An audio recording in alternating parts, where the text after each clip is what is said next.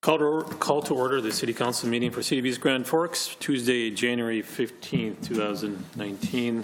It's now 5 o'clock. City Administrator, please call roll. Mayor Steve Gander. Here. Council members Clarence Vetter. Here. Dale Helms. Here. Tim Riepel. Here. Tim Johnson. Here. Mark Holstad. Here. Does turn. Mark DeMers. Present. Does turn quorum. Steve, please stand for the Pledge of Allegiance.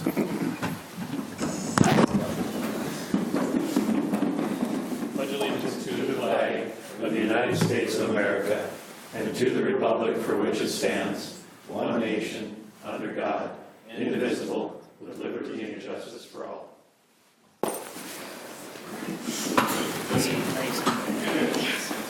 Chief Hedlund will have swearing in of Officer KORYNTA, please.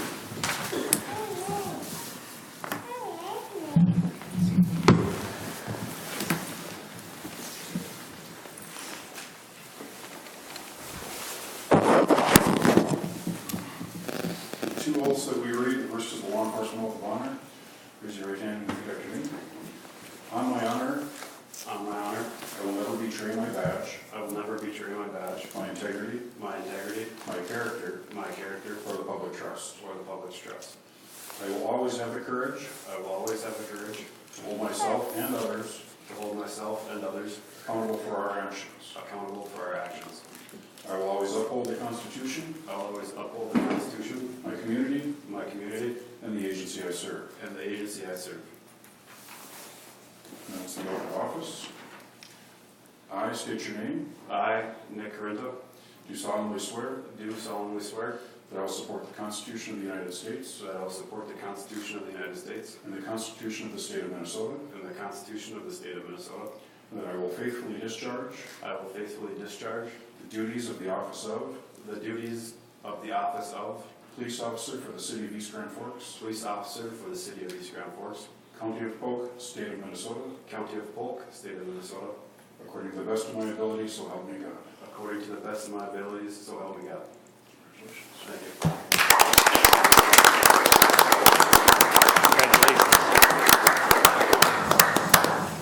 We have one related announcement. Officer Hobby is today completing his last shift during the field training officer program. So Friday evening will be his first full shift on his own on the street. So one more step towards getting us at full speed. Officer KORYNTA, on behalf of the whole City Council, welcome to the police force. Thank you. Good to have you. Thank you. Sure.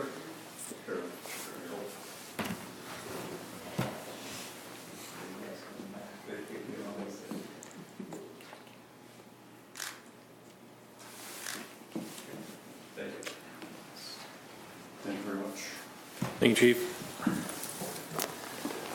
Open forum and opportunity for members of the public to address City Council on items not on current agenda. Items requiring council action may be deferred to staff, boards, or commissions for research and future council agendas if appropriate. If you'd like to address City Council at this time, please come up to the podium to do so. I see none. Approval of minutes for January 8th organizational meeting, council meeting, and work session. So moved. Moved by DeMers. Second. Second by Riepel. Any questions or discussion? Not roll call, please. Helms. Riepel. Yes. Johnson. Yes. Holstad. Yes. DeMers. Yes. Vetter. Yes. Motion is carried. Scheduled bid lettings, none. Scheduled public hearings, none. Consent agenda. Items under the consent agenda will be adopted with one motion. However, council members may request individual items be pulled from the consent agenda for discussion and actions they choose. Does any council members like items number 4 through 7 pulled? I see none. Their motion for items 4 through 7, please. 4 through 7. Moved by DeMers. Second by Riepel. Any questions or discussion? I see none. Roll call, please. Helms. Yes. Riepel. Yes. Johnson. Yes. Holstad. Yes. DeMers. Yes. Vetter. Yes. Motion is carried. Acknowledge receipt of reports of office, boards, and commissions. Regular meeting minutes of Water, Light, Power, and Building Commission for December 20th, 2018. Communication, there's none. Old business, there is none. New business, number 9, consider approving the purchase of the Aurora pump and strainer basket from W.W. Gotch and Associates for a total of $10,761 and plus the cost of shipping and authorizing this equipment to be installed by Lensa Plumbing and Heating for a total of $17,895. Moved by Demers. Second. Second by Riepel. Any questions or discussion? I have a question on the cost of shipping. Why is it not included when we do all this? Reed, do you have an answer on that?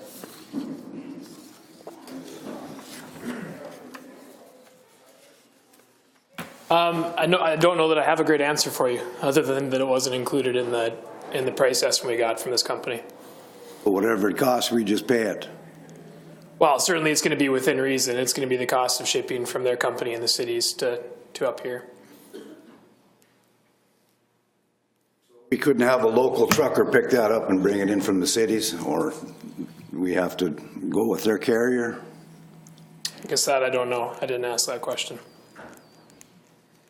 I guess that way, if we got a number that was obviously unreasonable, we'd have to look at what we would do for that. But I guess we haven't really had an issue with shipping on items that we've gotten for Public Works or for the pump items that we've gotten for the, like when we've had to order pump items for the Civic Center, VFW and that. Typically they've been whatever the standard rate is for whether it's through a freight hauler or, if it's small enough to be shipped through UPS or one of those type of carriers. But the larger items are usually through some sort of commercial freight hauler, and they get shipped to us at the going rate. But we certainly can look at that, make sure that it's, Thank you. Make a special note of it, make sure that it's within reason. Anybody else have any questions? Okay, thank you, Reed. Roll call, please. Helms, Yes. Riepel, Yes. Johnson, Yes. Olsted, Yes. Demers, Yes. Vetter. Yes. Motion is carried. Number 10, consider approving the purchase of the 2019 Ford F-150 police responder from Christian Motors for a total of $34,939 for the police department. Moved by Demers. Second. Second by Helms. Any questions or discussion? Roll call, please. Helms, Yes. Riepel, Yes. Johnson, Yes. Olsted, Yes. Demers, Yes. Vetter. Motion is carried. Number 11, consider approving additional options and vehicle changeover for the 2019 Ford F-150 police responder to be installed by Code for Services, LLC, for a total of $7,872.49. Moved by Demers. Second by Helms. Mr. Demers. Thank you. I just have one question on that last. So in your statements or your answers to your questions, last week you talked about some officers weren't necessarily wanting to maybe drive that vehicle. Maybe how we have our shifts laid out now, that will work in the future if through attrition or addition of officers. Are you going to make sure that there's someone? Is there going to be a problem if you have to move someone from one shift, A shift to B shift or whatever, to make sure that we have enough people that are willing to drive that vehicle? Or is that not going to be an issue? I don't think it will be an issue. I had 6 officers that stated they would have no problem driving it as their primary vehicle, and we only have 4 shifts. So, I mean, even if we have somebody on 3 out of the 4 shifts, the vehicle will be driven more than adequately enough, because we typically will have 3 at the most 4 officers in the street, and sometimes as few as 2. It depends on the time of day of the week, things like that. And we have 5 primary squad cars. So it's, I mean, all the vehicles are out of rotation periodically, which is as we want it. Otherwise, as soon as one's down for repair, we're in trouble. So that's why we kind of have to have extra. So I'm comfortable with the number of officers that have expressed a desire to drive it. Thank you. If I may, Wilson. even though we would like to make sure that we've got people that volunteer to drive them, it's a managerial's right to be able to assign, and so it really isn't an issue. Anybody else have any questions at this time? See none. Roll call, please. Helms, Yes. Riepel, Yes. Johnson, Yes. Olsted, Yes. Demers, Yes. Vetter. Yes. Motion is carried. Number 12, consider declaring the Timco street sweeper as surplus and trade in the purchase of a Timco 500X sweeper from Environmental Equipment and Services, Inc.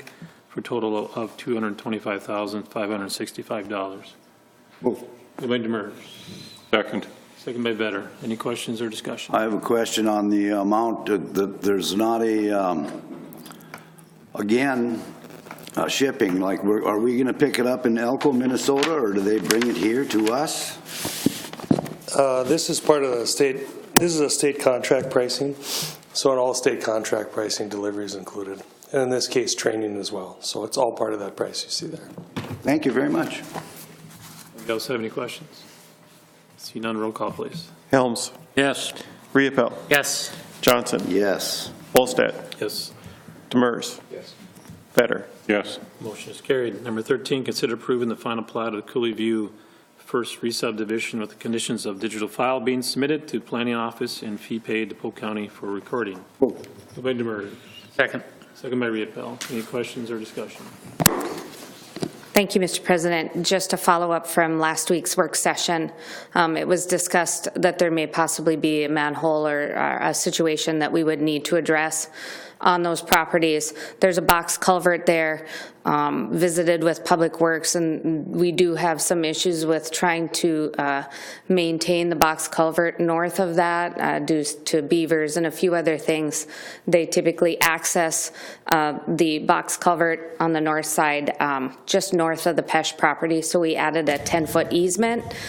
We declared it an access and utility easement so that trucks could get back there. And then we do have the ability to access the coulee, anything that is below the floodplain elevation, to do any work or maintain the coulee as needed, and that's within our floodplain ordinance.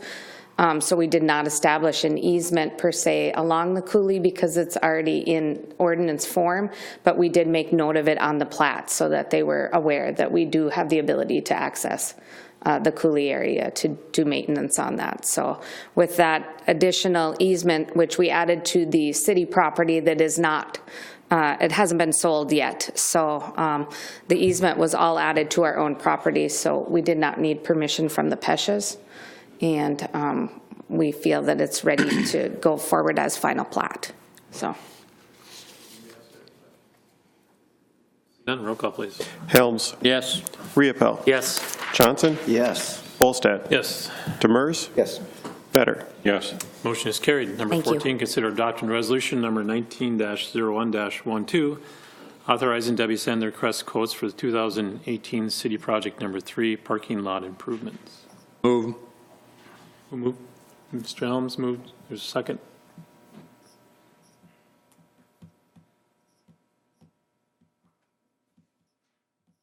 Mr. Helms moved. Is there a second on this at all?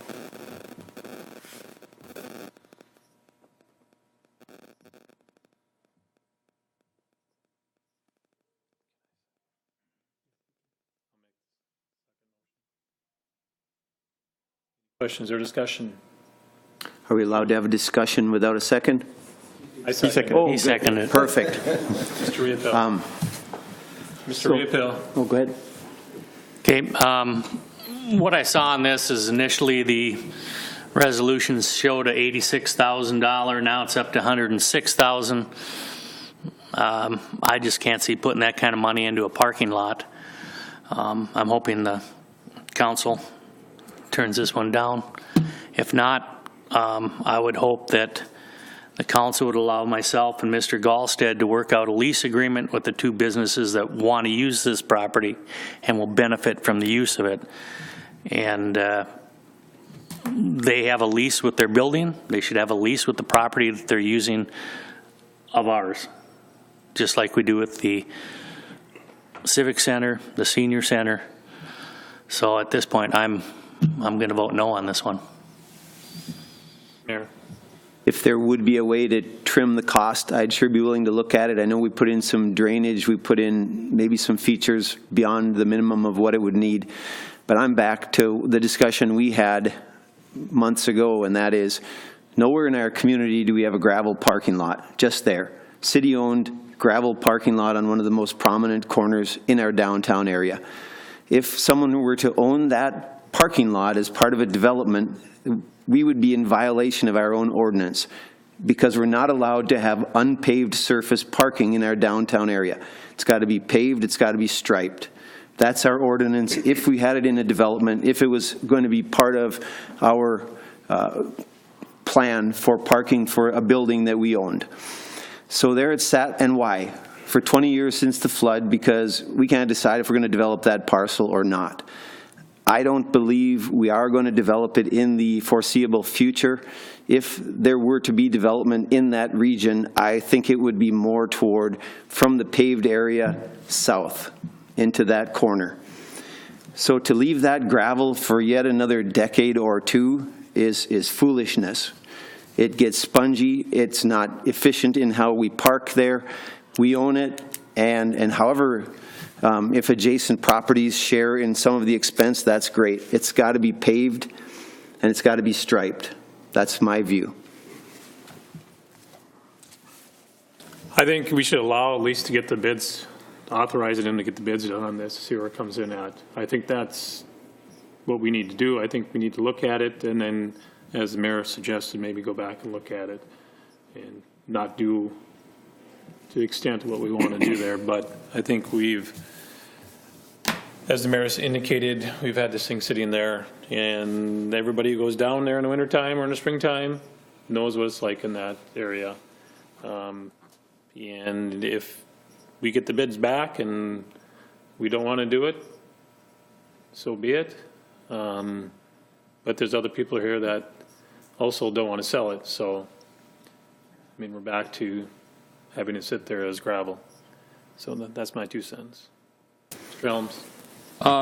That's kind of my thoughts also. I thought this was just to rebid the project because it was too high the last time. This isn't authorizing to do the project. It's to rebid it and bring it back for the council the next time, correctly? So that's why I moved on it, because I thought we were just going to get bids again. And just for clarity, this is we're just going out for quotes. We're not actually doing the bidding process, which would add some expense to the project. It's just going out for quotes, and we have the ability to reject them if we would like. The reason it's quotes is because the estimated cost is not above that threshold for official bids. I don't like the bituminous feature on it with tar. You know, I mean, we have enough troubles with potholes in this town with the cement streets. You know, it'll look good for a year or two, and after that, it's... Mayor. They are putting in a really good base. This is not just to go over the existing material. This would be to clean it out, build the base, and come in with good asphalt. It's spec'd to hold up well. Thank you, Mr. President. I don't want to sound redundant or, you know, we've had this argument many times. My position on it has been, I hope, consistent and fairly clear, is I don't think that this is the best use for it. Whether it's temporary or not, this is a signal that we are not open for business. Since we've had this discussion, one needs only to look across the river and see how much development is, and proposed development has come up. I think they're up to 4 or 5 buildings now that they're proposing. Some of them are doing away with parking and allowing the developer to work with other people to accomplish what needs to happen as far as parking over there. I think that's the right model. I don't think the model of pave it and make it more expensive and more difficult for developers to come in. I think that corner is the best potential location in all of downtown, and I think that it would not help for downtown development to start paving that. Anything, especially beyond just a straight, you know, blacktop surface. I mean, so once you start putting that infrastructure underneath and all that, it's throwing money after what I would hope is good money. And we have had options there. You know, we've talked about that we haven't had anything there for decades. Well, we did have a developer there, and they looked at that lot, and then they looked at the back lot, and we basically said, no, we don't want you, you know, no matter what, we're not going to work with you. And they packed up their bags and they went to Grand Forks. That's what happened. And so that's not in my vision, so I'm not going to vote for building a blacktop there, so. Anybody else have anything at this time? If not, roll call, please. Helms? Yes. Riepel? No. Johnson? No. Olsted? Yes. Demers? No. Better? No. Motion denied has died. It's not passed. Claims. Consider authorizing the city administrator, clerk, treasurer to issue payment of recommended bills and payroll. Move. Moved by Demers. Second. Second by Vetter. Roll call. Helms? Yes. Riepel? Yes. Johnson? Yes.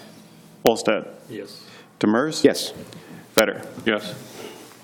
Motion is carried. Mayor Gander. First of all, we're in the heart of our winter sport season, and so I want to say thank you to all the coaches, all the parents, all the players involved in the hockey and figure skating programs, and we appreciate your involvement, and thank you again for all that you do to get those kids active and good condition and good teamwork and all the good that comes out of that. Second item, you may know that the Charter Commission is fully formed. We will have our second meeting tonight. And again, the purpose of the Charter Commission is to look very carefully at our city charter, which is our guiding document, much like the Constitution of the United States. It will be changed gradually and carefully because it is exactly like that. It's a good guiding document that should not have massive rewriting on a frequent basis. A lot of it will be a cleanup because some wording has changed, and yet there are several items that could substantively change inside that document. Most of us on the council know what they are, and yet if you do want to have some input to the process, I can tell you that Mr. Olsted, Mr. Murphy, Mr. Gallstead, and I are part of that commission. And again, we're meeting every third Thursday. Tonight we're going to look at chapters 1 and 2 out of 10. Third Tuesday. Yeah, I'm sorry, third Tuesday, which would be tonight. We're looking at chapters 1 and 2 out of the 10, and of course it's all in a draft form and will come before this group for review and consideration at some time in the future. That's all I have. Better. I don't have anything, thank you. Mr. Helms. Nothing, thanks. Mr. Riepel. And just a little segue from the mayor, the Northern Lights figure skating competition is this weekend, so we're going to have a community full of figure skaters. And there are several hockey games going on down too. Right, Reed? Nothing to say. Mr. Demers. Just one question maybe to council or the mayor. With the Charter Commission, after, I don't want to heap more on the plate, but as we progress through the actual charter, do you foresee or does anybody want to include like code review, or is that not going to be within that scope, or is that outside their purview? Or That's outside their, the Charter Commission, and there's nothing that says that we couldn't have a code review. The last time we did that, I think, was back when Mr. Husengay was here. So that's the possibility, but that would be your decision as policymakers. It's been at least 5 years, so it's probably time again. Anything else, Mr. Demers? no, thank you. I have nothing. Mr. Murphy. I just have one thing, just a reminder that I will be here tomorrow, and I will be out Thursday and Friday of this week. I will be down for some personal training in Vegas. Mr. Gallstead. Nothing at this time unless I have any questions for me. Anything from the department heads? See none. Entertain a motion to adjourn. So move. Moved by Demers, second by Riepel. All in favor, say aye. Aye. Opposed, same sign. Motion is carried. Meeting is adjourned. Like personal training? Yep. Like bodybuilding?